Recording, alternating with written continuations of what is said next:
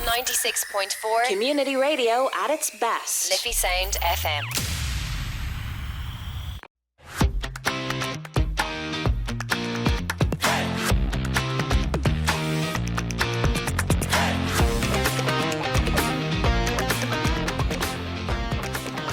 Welcome back to another episode of Don't Know Till You Go. I'm Neil Elworthy. I'm Ava Bala.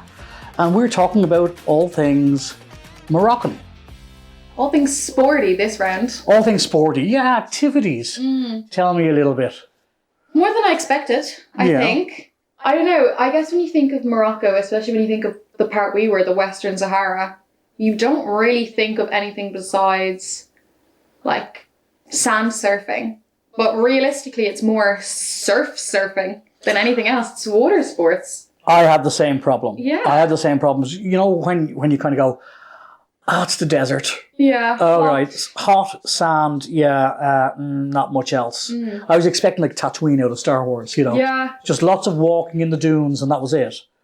And I was pleasantly surprised. In fact, I was shocked about what it was. So your favourite one was what?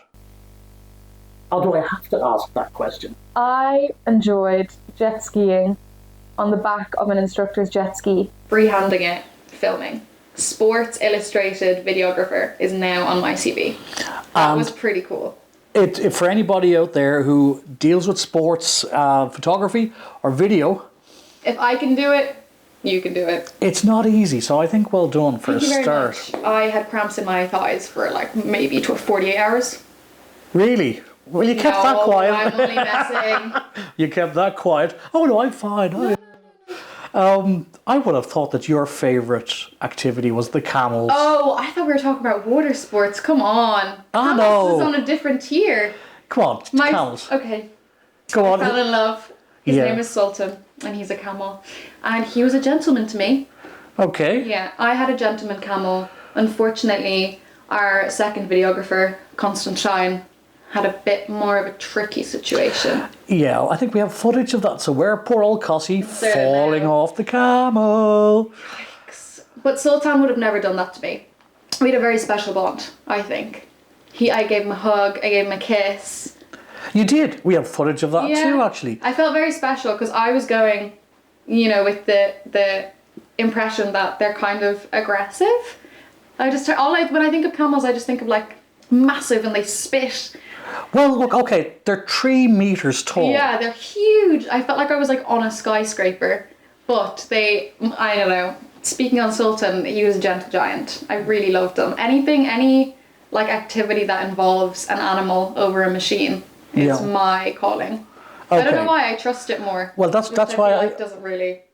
I can understand that a little bit, but just to give people an idea, 3 meters tall, your average room in a house from floor to ceiling is 2.4 meters, right? 8 foot.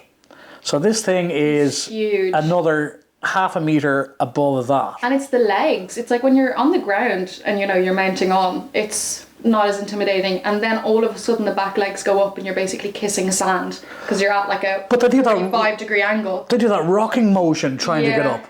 What was that like? I think that's where Cossie found his fall. And I literally just held on for dear life. But I had the jet ski.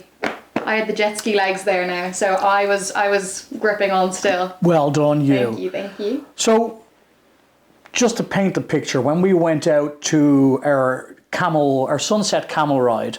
Oh my God. We pulled up and it was just magic. We came to like this, it's like a camel oasis. And there was a tent and we had a tea ceremony. That was really special. Oh, the mint tea! It's everywhere. It is everywhere, but this was different. This was us being in traditional robes, shoes off, crisscross on the cushions. That was special. And I mean the intricacy of like pouring them in between to get the foam. I can't even describe it. You'd actually have to go to see it. Well, he was like eyeballing it, like from about 1.5 foot, just pouring. Imagine I have my coffee and my milk, and I'm just. And you got it frothy? And I'm a barista part-time, so... Oh, she's... bragger, that's all you are. I'm a coffee drinker full-time. Yes. So, to 2 coffee aficionados... Yeah. Can we claim that? I think we can. It was so impressive. Yeah, So it impressive. And then we go on our camel rides. I meet my new boyfriend, Sultan.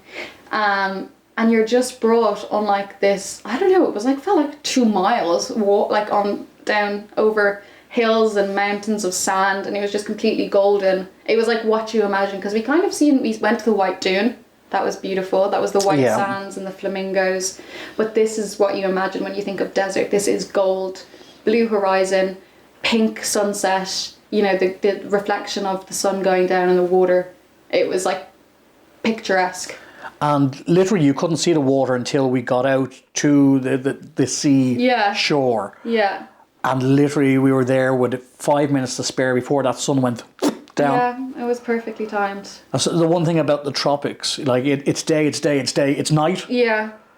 So yeah, good timing. Well, that was kind of on them. I mean, they're the ones that literally were like, okay, up we go. Like they have it all completely. Like your trust is like completely in their hands, and they know exactly what to do. I have a theory. So do you know the way we all got robed up into these special garbs before we were getting on? I don't think that was part of the let's make the tourists feel like they're traditional That was to Sahari. buy time. No, I think it's because inherently camels are stinky. And they were using the robes so our clothes didn't rub off. Well, if that's the case, how generous. Yeah. Appreciate it. Yeah, because you got that whole, Persian princess vibe going on.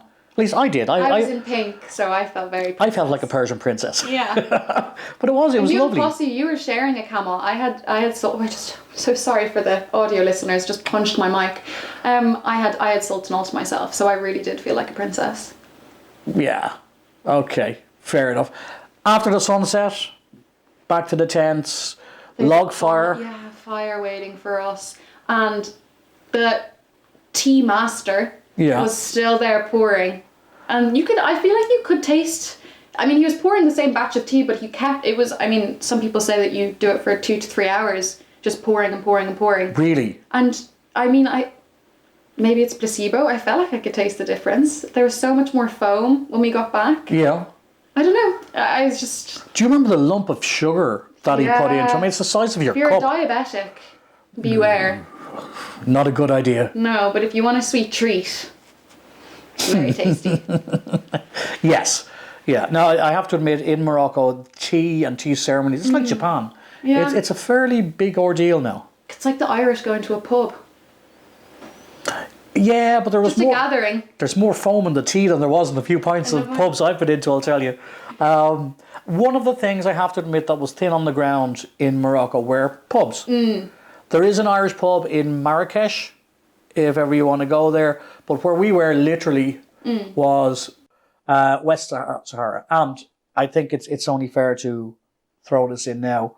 While we were there, I discovered that where we were in Dakhla and Leon were disputed territories. Yes. Until I think it was the Thursday that we were flying to Leon. I mean, we were on the plane. We were on the plane. And you know that uneasy feeling what you get when some woman at the back of the plane starts this la la la la la la la la la. I thought, because I've seen all the dodgy movies, and I thought, oh, it's a terrorist attack, what's going on? And it was a celebration. Because the UN had just passed a resolution saying that the disputed territories could now be handed back to Morocco. Yeah. To unify Morocco. So it was really nice to be there for that. And it was just like a complete eruption of cheers. Yeah. It was beautiful. And I didn't realise what had happened until I got off the plane. Yes. I had no idea what was going on. I was absolutely wrecked. Well, And I just heard these roars. And then I get off the plane and I said, do you know what that was about? I thought there's a celebrity on board. There was we had definitely celebrities on board. No, I my first reaction was, oh my god, we're going to die. What's going on? And then I went, oh yeah, Mustafa, our minder and keeper for forever. This guy's amazing. He showed me the article on his phone. Yeah. So apparently, this has been disputed territories for something like 75 years. And there's been not a gunshot in 50 years? In 50 years. So it was just, on paper, they wanted to do things properly. So they did. Getting back to the Activities. activities. One that I was completely blown away by. And I'm showing my petrol head at the moment. Quads. Oh my God. I didn't think I'd be That's quad super biking high across the camels. desert.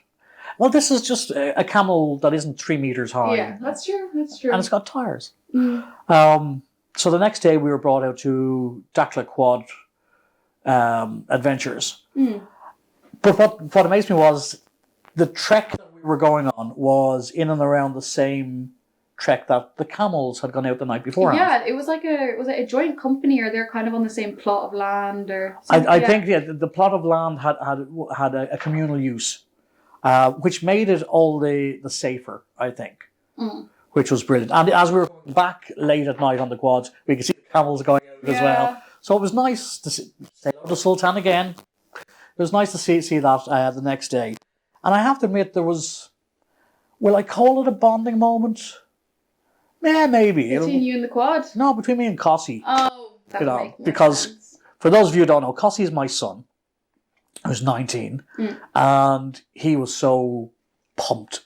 I'm going to go quad biking, and was enjoying every moment of it, enjoying the views. And for a 19-year-old, just be handed the keys of a quad and kind of like, off you go. I think he found it really amazing. Now, liberating, but all safety procedures were taken into account. Yeah, so, of course. you know, the full padding, the jackets, the motorbike helmet. Yeah, you look like you're going to skydive. Oh yeah, I know. Yeah, full suits. Full suits, and they were in those really gaudy colours. Yeah, yellow and blue. Yeah, yellow and blue. Like, you know, like I'm a flag for you know, Ukraine or something like that. But it was just, but it worked. It did. It worked, and I don't know how long we were out on the quads, but it seemed like a long time. Seemed like an eternity, which was fine. Was it worth it? Yes, absolutely. And I'd highly recommend it. They also had dune buggies. Yeah, that's a bit of me. That's fun to me. You're more into driving. Yeah. Yeah. Well, next time, dune buggies, definitely. It'll have to be done. So yes, they are professional, and they've got dune buggies and quads and all that sort of stuff. Don't know how long we were out for, but it felt like an eternity. I came back a bit saddle sore, showing my age. That's all it is. But it was well worth it. Now, the next day, and I'm going to come back to something that you said earlier on. You were talking about water ski jets. Yeah, jet skis, jet skis. Now, I've tried those here. I've never. That was my first time. Oh, really? And I was really thrown in the deep end, considering I was freehanding it. Well, you've got one hand around your driver and one hand on the camera. I wasn't even touching the driver. I had two hands on that camera. That if I was going down, that camera was not going with me. That was going to be above Wow. water. Really? Yes. I can't afford that out of my paycheck. Well, thank you. It's that camera right there. So yeah, and the footage you got, very smooth. And that is not easy. I don't know if we'd say smooth. Well, you know, we put a couple of stabilizer filters. Action packed. Action packed, yeah. Well, it's got a bit of shaky cam, but that adds to I did it on purpose. So they bring you out, and the usual thing, there's an instruction, 5 meters at least behind the other guy, because when you put on the brakes, it's not as if you've got a road you've got traction on. Yeah, you're like flying. Yeah, you're on the water, you're just going to go, whew, gone.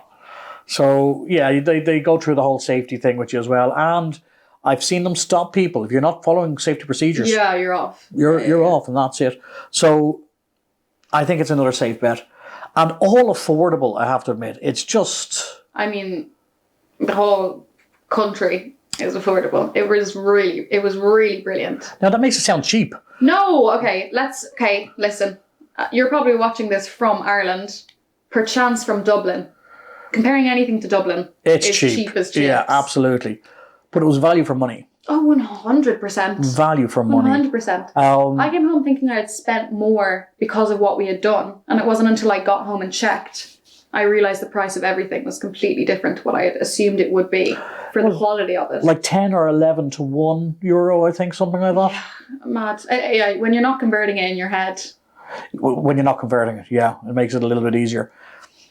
The other thing I suppose we have to talk about, because it's an activity, Dakla is famous for windsurfing. Yeah. I mean, that's impressive. That and the, what are they called? Like the kind of ones that have like a turbine under it. Oh, yeah. Wind foiling. Wind foiling. Or something like that. Yeah, or water foiling or something like that. That's that has my respect. What a great innovation. We get the wind to pick you up, and as you're going, there's like a turbine underneath it that's HEP powered, and off you speed. Yeah. What a great way to get home. Can you imagine arriving home from the pub? How's it going, John? Yeah, right. See you tomorrow. Yeah, grand. Down the Liffey. Down the Liffey, yeah. That'd be a great way of doing it. No, the windsurfing was crazy. And I mean, we had a beautiful interview with one of the guys that works at Ocean Vagabond where we were watching this kind of windsurfing going on, and it was like a family resort. Yeah. There was like kids 5, 6 years old flying around in the sky and then landing back on their feet in the water and bouncing around. Now that just annoys me because they're so good at it. It was so impressive. It was so impressive, and it was really cool to see that they had different seasons. There was like surf season and wind season, and I think it depends on, I guess, the winds of winter and summer. It was really cool. It was really cool, and he was so knowledgeable. Like, he was able to explain everything to me. Pretty much, yeah. Complete. Like, I had not even a beginner, below a beginner. I had not a notion. Well, let's take a look at that interview. Okay, so we're here at Saltwater Elements at Ocean Vagabond. I hear that you guys are in the specialty for both wind and wave sports. I'd love for you to tell me more about what you guys have to offer. Exactly, too much discipline. So here we are most common for the boat seasons. So we have so we work all of the year. Okay. So we have the surf season that's starting from late September, 1st October till March. So we're here for surf season exactly. now. Now it's just starting for the moment. Till then, so more in the summer we have the wind season. So we will have strong wind, like 25 knots more. Okay. Now it's more light, but it's good for surfing. Also wing foiling. Those who do wing foil also, it's the season. Okay. So would you say that there's a particular season? Would it be kind of the wave season or the wind season that brings in more tourism here to Dakhla? Yeah, more the wind season, because here Dakhla is one of the most popular destinations of the wind. Yes. The water sports, kite. And I hear there's a competition here in Dakhla, seasonal. What times that happen during the year? And can you tell me a little bit about it? Exactly, there is the GKA award tour that's happening all around the world. Wow. So I think late in September, we had the Dakhla tour in here. So it was quite interesting. So we received also the competitors in here. So here? Yeah, exactly. Amazing. For training, because here we have a nice good wave, long one, proper one also. Okay, so if people want to come learn their sea sports, this is the place to go. Exactly. Well, thank you so much for your time. You're welcome. Thank Nice you. to meet you. Thank you. So what a nice guy. Saltwater Elements is the name of the part company that's in Ocean Vagabond. And what a kind guy. Obviously the beautiful gentleman that we interviewed, but the owner invited us in, which is pretty cool. Yeah, I have to admit. So it was quite a cheeky interview. Well, yeah, I think wasn't on the itinerary. Wasn't on the itinerary. Beautiful, cheeky little interview that we were able to slip in. We were in a fishing village literally beside it. Yeah. Looking at one of your favourites, squid. Well, okay. It was kind of devastating to see them being hauled up, but an octopus is my favourite animal. An octopus. And then you see it hanging off of a wire and you're like, whoa. Yeah, but I mean, would I eat it? Yes. So. Yeah. And let's face it, Morocco is famous for seafood. Mm. And where we were was on a peninsula, and there's a lagoon where all the water surfing is basically just a peninsula. Pretty much, yeah. Which so it forms a lagoon as well, where all the water surfing happens. And it's amazing because all the surfing areas, they're no deeper than 4 foot. Yeah, it's crazy. Like, look, literally, if you were going home to the pub, you could walk it. Yeah. Sorry, Jesus. But you could walk it. Yeah. Absolutely fantastic. And no wonder there's probably so many small kids. Yeah. Completely safe. And what did he say? 21 degrees all year round. Yeah. That is a bit of me. Here, look, at the moment when we're talking about this, it's early January 26. It's like 3 degrees, guys. I could do it under winter break somewhere. If anybody's listening and you want to send us for a podcast, nice and warm, does me absolutely wonderful. Okay, so don't know till you go. What is your one takeaway that you just went, wow? Okay, besides falling in love with a camel, it would have to be, I genuinely think it would have to be going over the dunes and just coming up upon the horizon. The contrast between the like golden dunes and the white, like clear, bright blue water. I don't know where else you can get it that clean. Yeah, no. That's the takeaway that is like in my mind, and I like that picture will never be gone. It was very special. It was striking the difference between the sky and the sea, and which are bright blues, and then the desert, which was golden. Apart from the white dune, just. But even the white dune had more like life in the water. There was algae, and then there was the flamingos. So there was pink and green and white and blue. It's still all, I don't know. I can't fault it. One thing that we're nearly forgetting: accommodation. Tulum. You see that reaction. You were like a schoolgirl on cocaine when we arrived in this place. I've never seen anybody so giddy in all my life. Okay, well, when we got there, there was a talk about spending the night in a tent in the desert. And then that was scrapped and we were moving to a different place. And so I just assumed, bog standard, nice hotel. This is a 5-star resort. Five stars. Tell them what the rooms were like. It was not a room. It was a suite, a chalet suite. I had my own house. There was a marble bathtub in my bedroom, and the bedroom was sectioned off from the sitting room with a full L-shaped sofa, TV, and a balcony by panes of glass. And I had 2 showers. Yeah, I had 2 showers as well. But it was like a self-contained... And a kitchen. I don't think you could call it a chalet. That sounds really cheap. It does. It sounds like you're going down to Wexford, but I don't know. I've nothing against Wexford. I really like Wexford. Wexford's lovely, but it's no Tulum. No, definitely not. That place is just... wow. I don't even know how to describe it. 5 different restaurants. Yeah. Oh. Camel burgers.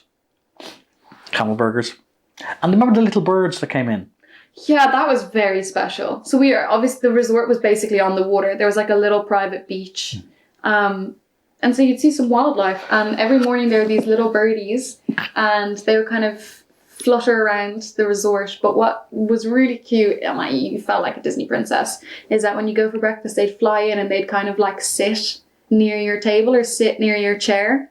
And no one really cared. No, I loved it. I really liked the fact that nice. It was a 5-star place, but it was still on brand. It was still Morocco. It was still natural and in touch with nature. Yeah. And they were just kind of fluttering about. Any leftover pastries, it's free game. Do you remember I presume there are hotels or guest stays across from the lagoon? Oh my behind God, us. they were like little beehives. Like little eggs. Yeah. That is a place that if you're going to, please stay there and tell us about it, because we had to stop to take some photos. They were so cool. Well, that was the bit that I thought, this looks like Star Wars. It was like you were living in like a honeybee or like an ant colony. There's just these little like cones plopped around, and it was, I'm assuming, another 5-star resort because they just seem to be everywhere. Yeah. Like you're going and you think you're going to end up in the middle of the desert, and then you have luxury for, I don't even think you could stay in an Airbnb here for the same price. Oh God, I don't know how much they cost, and I know Tulum, although being 5-star and a self-contained resort with its swimming pools and spa, and the spa. You did the spa. I did. Yeah. Well, I can tell you now that it was €44 for an hour-long, full-body deep tissue massage. That's like 120 here, give or take, maybe more. Wow. Should have gone back twice. You should have. She goes spa, I go work. Yes. Yeah. Yeah, we went into the town that day to take some additional shots. And I have to admit, I was so impressed with how easygoing everybody was. there was never a case of looking at me going, oh, there's a foreigner. You know, or like even shopping. And we went to the souks. Yeah, I have been to a few places where, you know, kind of bargaining and bartering is, you know, standard. And I kind of felt like from what I had seen online, obviously there's people going to Marrakesh. We were not in Marrakesh, so the prices were going to be lower anyway. But the kind of rates that I was able to kind of weasel things down to seemed to be the same as what other people were getting who were local. And I've been to a few other places where that's kind of the standard, and 100% guaranteed I paid more than a local would. For sure. But Morocco felt different. It felt like they, you know, they kind of enjoyed it. They didn't just want to kick you out. I think the one takeaway that I have from it is the sheer amount of development and money that has been pumped into infrastructure and tourism.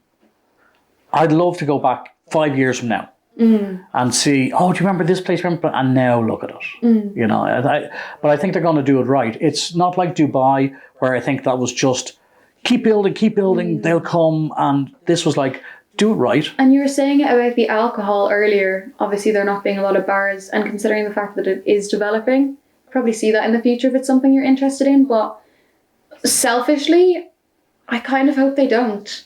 I like that it's, you know, I like that they're keeping, I would love if they kept their traditions and their values. And if you're going down to the western part, the Western Sahara, southern part of Morocco, you know, you kind of have to respect it, and you're going there with that ideology. I think that would be very special. I think that's a very, very key point. I like a beer on a hot day with a meal, you know, with a spicy meal, anywhere in the globe.